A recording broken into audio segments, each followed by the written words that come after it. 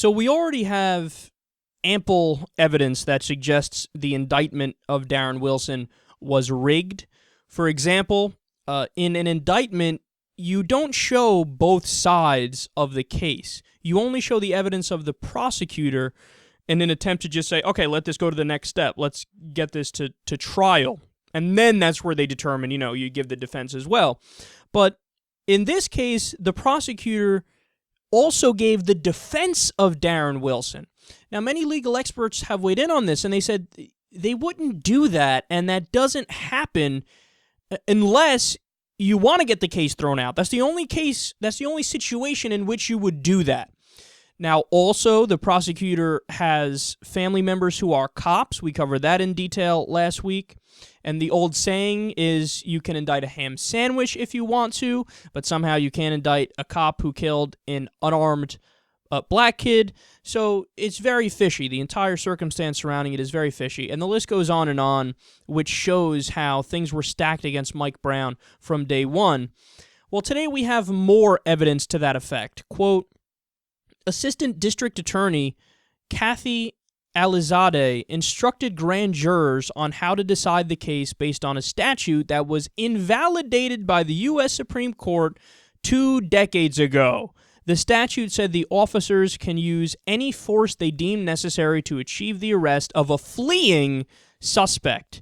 The U.S. Supreme Court nixed this law and others like it when it held in the 1985 case of Tennessee v. Garner that police officers could not use deadly force simply because a suspect was fleeing.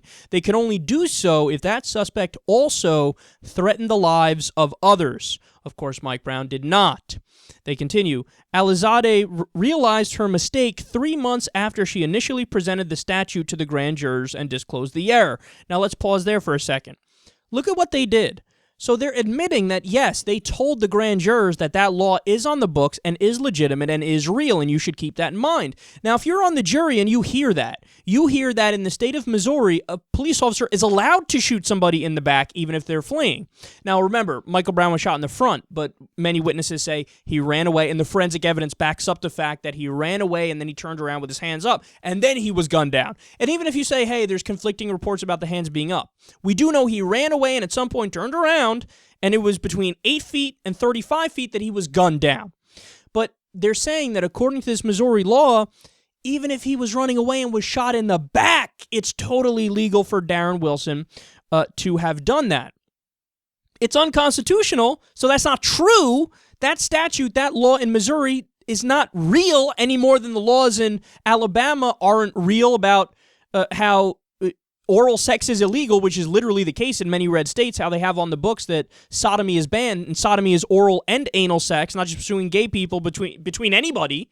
So those are on the books as well in those states, but they're not legal because the Supreme Court overthrew or overruled those laws, that all sodomy laws are unconstitutional because it's the government getting in people's private lives in their bedroom in a way that they can't do. Well, it's the same thing for this law. The Supreme Court said, yeah, it might be on the books, but it's not real. It doesn't count. It's not a binding law because it's unconstitutional. We're saying it's unconstitutional and it's cruel and unusual. So they presented it as if it wasn't, as if it was totally, as if that was the law. So the jurors were like, fuck, I mean, this situation is kind of fucked, but I guess I have to go no on the indictment because they're saying even if he was shot in the back running away, I guess he's still allowed to do that. They say, quote, but according to the transcript, she never told them what exactly she did wrong or what had changed. She simply told the jurors to fold in half the paper they had been referencing for 3 months and gave them a new one with different instructions. So that's very important. Let me explain to you exactly what that means. So they originally, again, presented this law as if that is the law in Missouri, and then later on to cover their ass, they said, well, we know that's not the law, and we can't just have the entire case or the entire indictment situation happen where they think that's the law. So what we'll do is, instead of coming out and declaring and being very clear, hey, that's not the law, we were wrong, that law is unconstitutional, you can't shoot somebody fleeing in the back or otherwise. Instead of doing that, what did they do? The sheet of paper that gave them their directions, the part that said about that law, they said, fold the paper in half, don't read that part of it, just read the top part of it. So they're not even being honest about the correction. they're basically trying to leave the impression that, yes, he can shoot him in the back even if he's running away. Wink, nod, that's how we're gonna do this thing from here on out.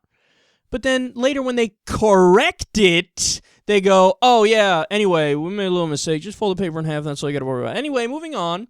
And they don't tell them clearly and definitively, that thing we said is wrong, it's unconstitutional, you can't do that. So, G, was the Darren Wilson indictment rigged? How much more evidence do you need? Again, you don't show both sides in an indictment unless you want to throw the case. All you have to do is show the evidence in favor of prosecuting and in favor of it going to trial. But they didn't do that. Why didn't they do that? Because they wanted to give a defense. Because they didn't want it to fucking go to trial.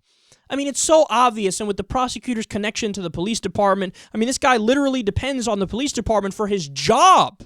For his job. So it's going to be hard for this guy to go ahead and go against the people who he depends on for his livelihood. No, this thing was rigged from day one. I mean, there was no justice here. There wasn't even a fucking trial. You know, people, it's one thing if you want to argue and be a dick and say, oh, I don't think he should have went to jail over what he did, talking about Darren Wilson. Okay, but at least have a fucking trial first to establish that.